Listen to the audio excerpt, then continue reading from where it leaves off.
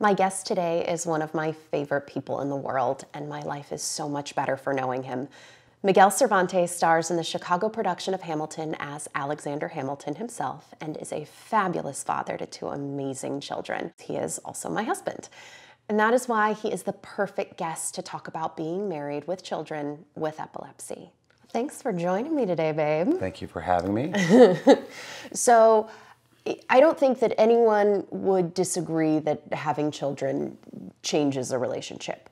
And then you throw in a child with special needs or epilepsy, and that sort of throws it all on its head.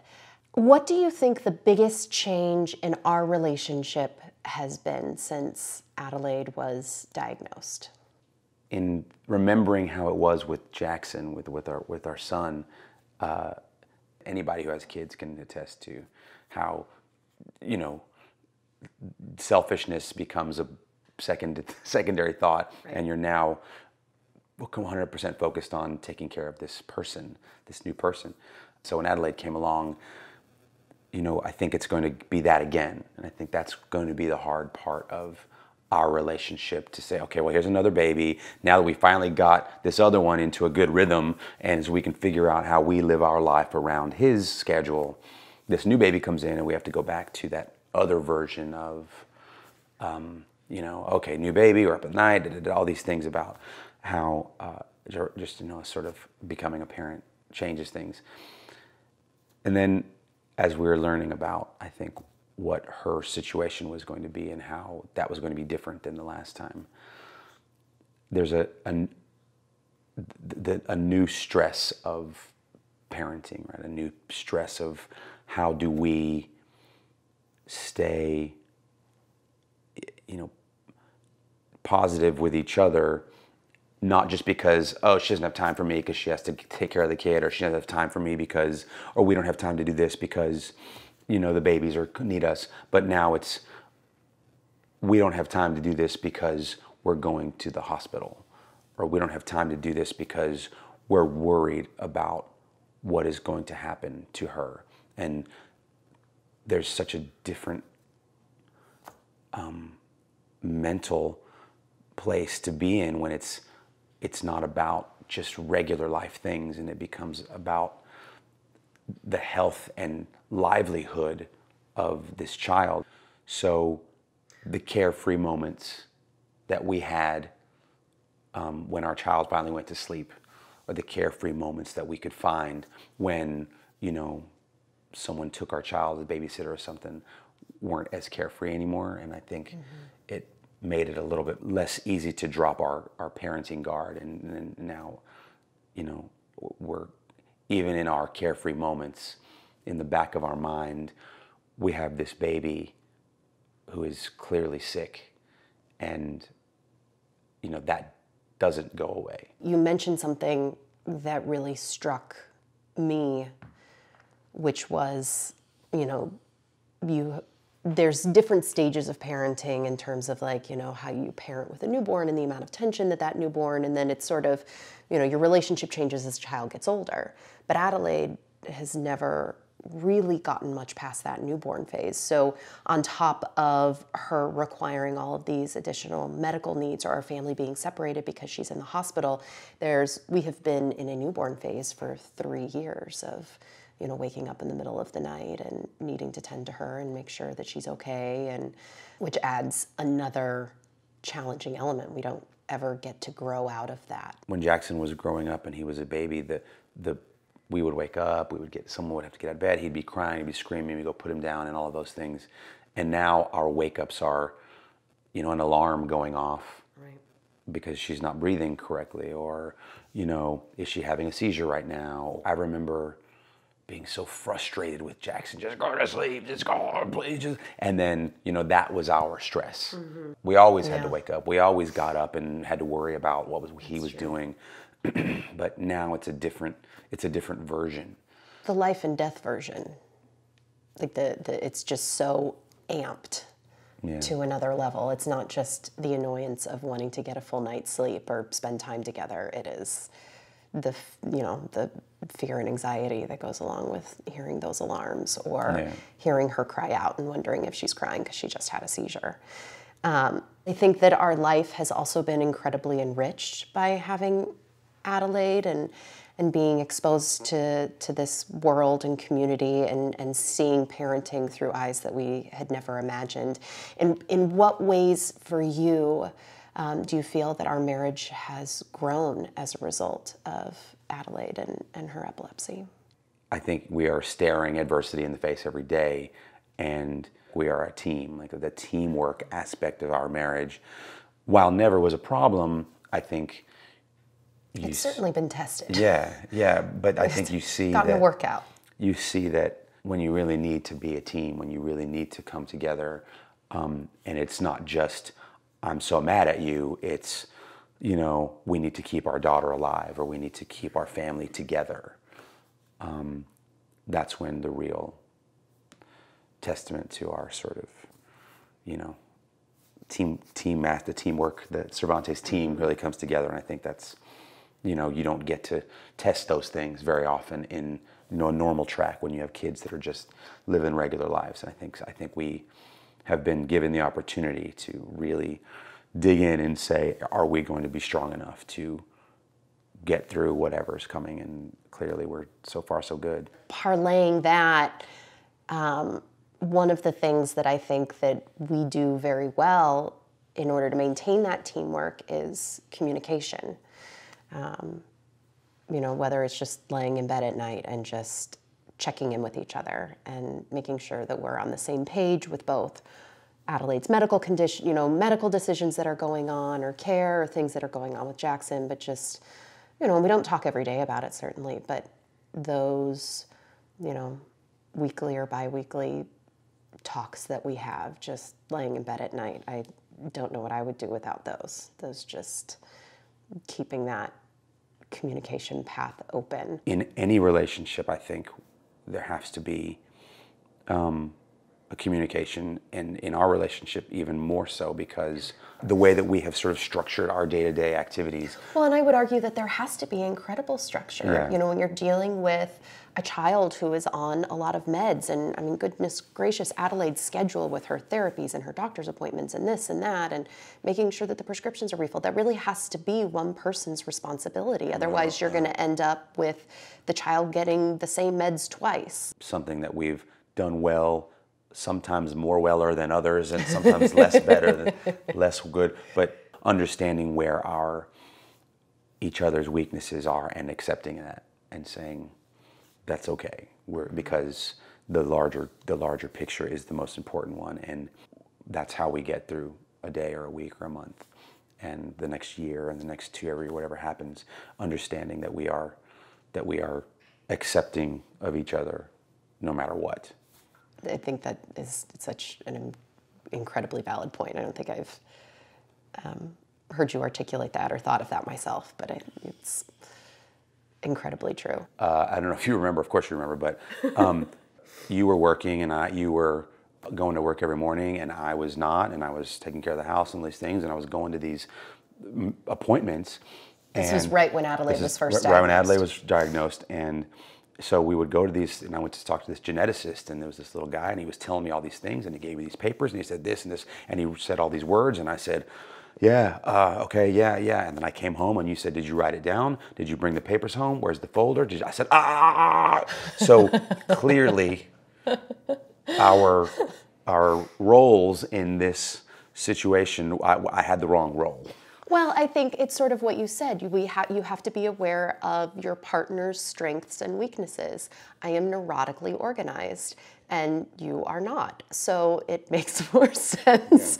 I remember that. I remember taking over Adelaide's medical care when you booked Hamilton and you started going into rehearsals, and I was like, okay, where are all of Adelaide's papers? Where are all the tests?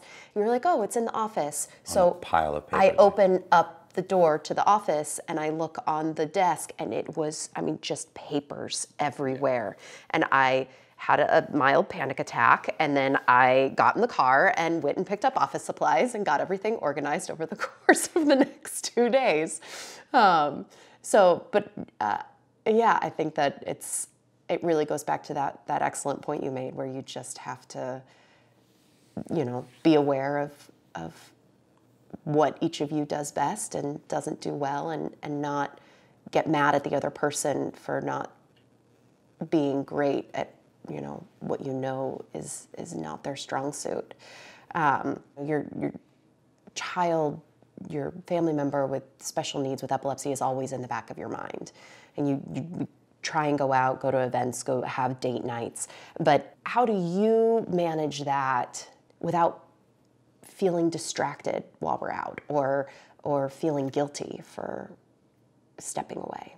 It's never not part of the way that I view my life. If we get a chance to go somewhere else, and it's not some event that's about epilepsy or special needs, and don't get me wrong, they're all very nice events, but if it's something that has nothing to do with that, or has nothing to do with our daughter, or nothing to do, because the other half of our life is not them. Yeah. Even if she was running around, like a regular kid, we would also need to have those kind of nights where we don't worry about her or them or what's going to happen, because it is what's going to happen is going to happen. It is what it is. We are not changing the course of her life one way or the other by going to see a movie. Right. We are not going to affect how good or bad her next seizure is going to be by going to have dinner. And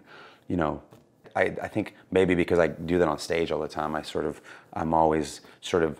can compartmentalize what's happening in my brain. That was going to be my next question is, you 6 nights a week, 7 shows a week, you leave our house and you go off to the theater, or sometimes we're in the hospital and you're going off to work. Like, life doesn't stop. They still, the show must go on, as they say. So how do you do that? Because I'm with her all the time. I may run errands here or there. We have the nurse, but you leave, and you have to. We need you to. How is that a relief for you? Is it hard? Like, what? I think I would be lying if I didn't say it was absolutely a relief. Now, I don't go to the theater and be, whoa, I'm out of here. Give me. It's not like that. I think it's more of a relief of focus, a relief of just the reminder. For the first year or so of you doing that show, I resented you immensely because you got to escape. Yeah, and I go to this building and I hang out with grown-ups that are doing other things, and life is happening around, and just some sort of other stimuli that's not focused completely on our sick daughter is a relief. Now, I go to work. It's going to my job. It's a very cool job. I get to do a lot of cool things, but nonetheless, it is just my job, and I go hang out with. I'm surrounded by other folks and other ideas and other sounds and things. So I think that is the benefit of what I get to do. It's sort of and that you don't have that, and you are in the house with her and with our other child, with Jackson, not to mention who needs what he needs, and he's needs dinner and needs stories and needs a bath and he needs homework, and that's all happening as well. The relief that I have as the parent, my parenting duties are on hold for 4 hours a night while yours continue to go, can make it easier for me to sort of back off when we are not with them, because I'm not with them every night already.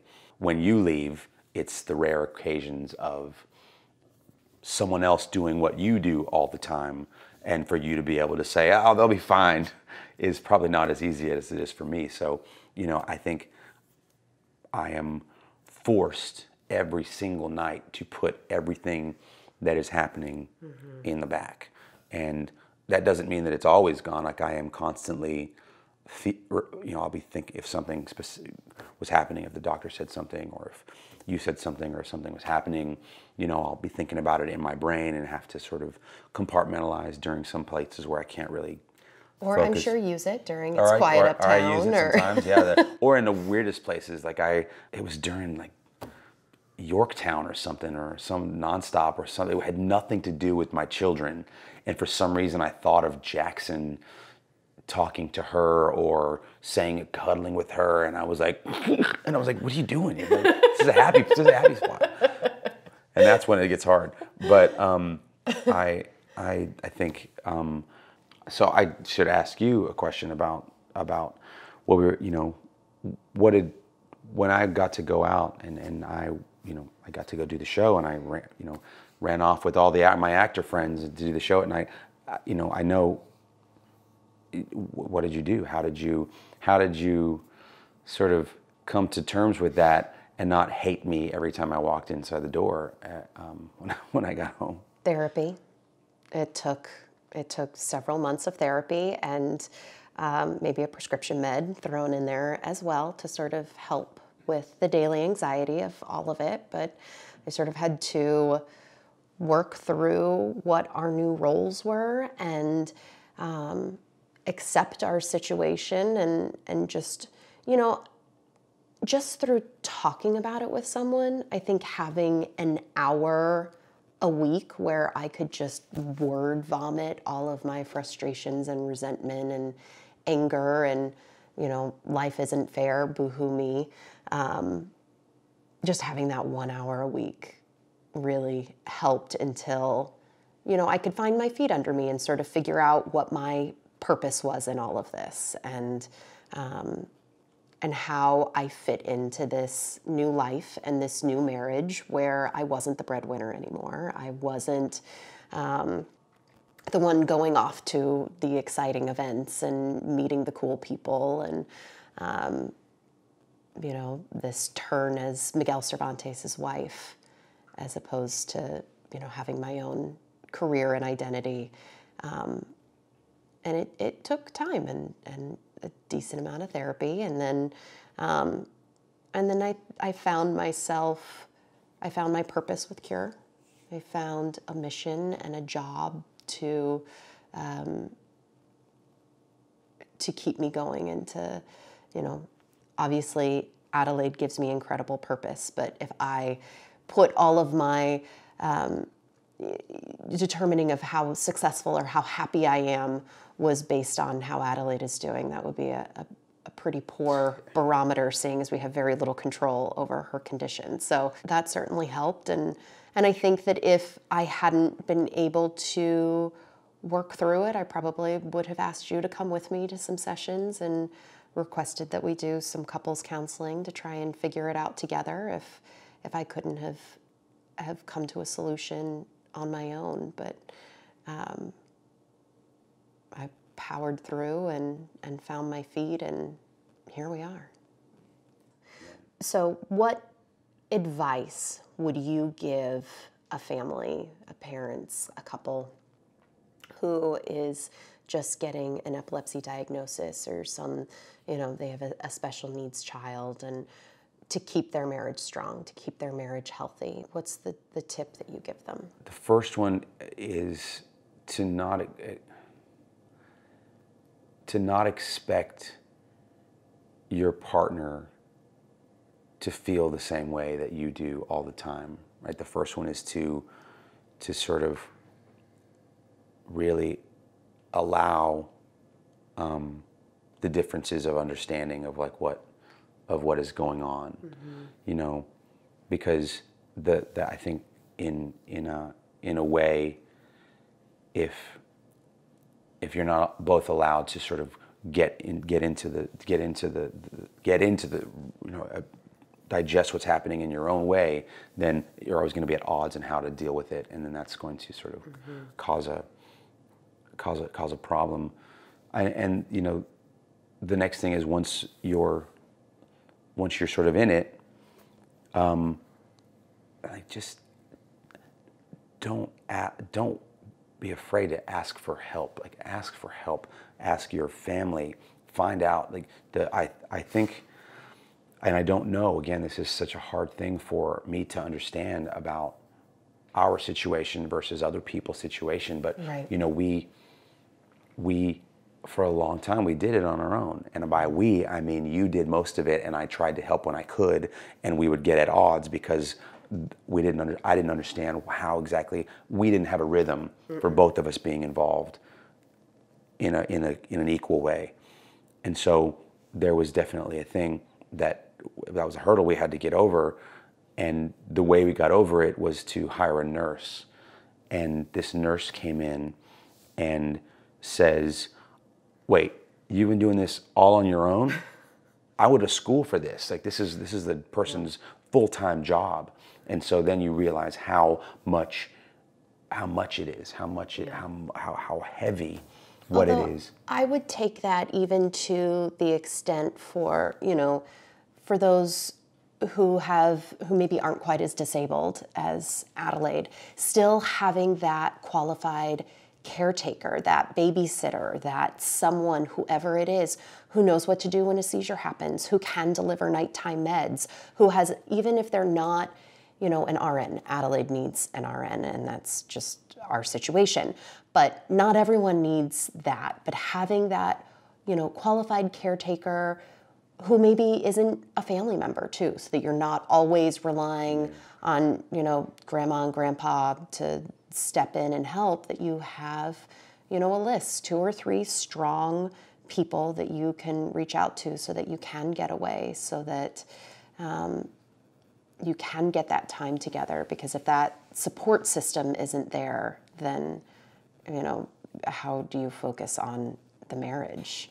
People don't understand, they see a kid in a wheelchair or a kid with crutches or a kid with that special needs or whatever. And I don't think people realize that all around that child is a plan of care, like this schedule, this unrelenting, just the timeline goes on and it doesn't stop, and and these things have to be done, and someone has to do it. Mm-hmm. And if this is a child, then it's the parent's job to do it, and that happens every single day.